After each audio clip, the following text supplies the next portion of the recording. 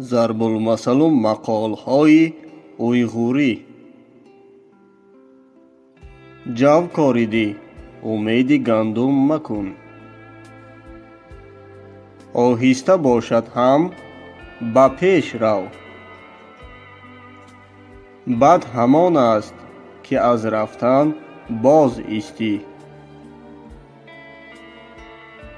حالا که اسب نیست از خر نمان. خرس گرسنه شوخی را نمیداند. سیر با گرسنه بازی نمی کند. اگر در باغ گل نباشد بلبل هم نمی سراید.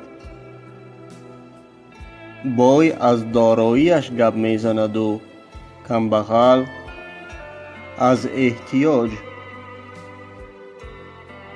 مرده یک پلنگ توی 1000 روباه. از گرگ بچه می روید. به سر هر خوجین باز خوجینی هست. خر هرچند دوند هم باشد اسب شدن نمی تواند. خر به کورش تنها خریگری را آموخته می تواند. مار ظاهراً هموار است اما باطناً زهردار.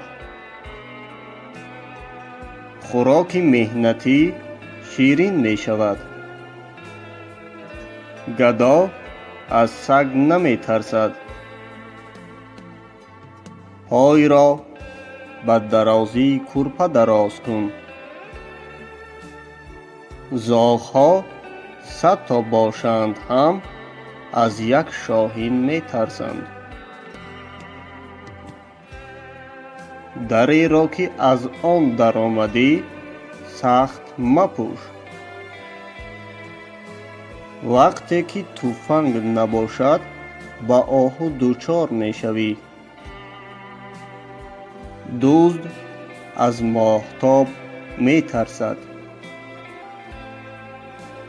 به گرگ رحم کنی وی تو را می خورد.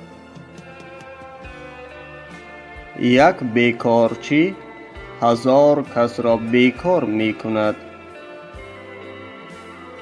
قدرت در یگانگی، کامیابی در یک دلی است.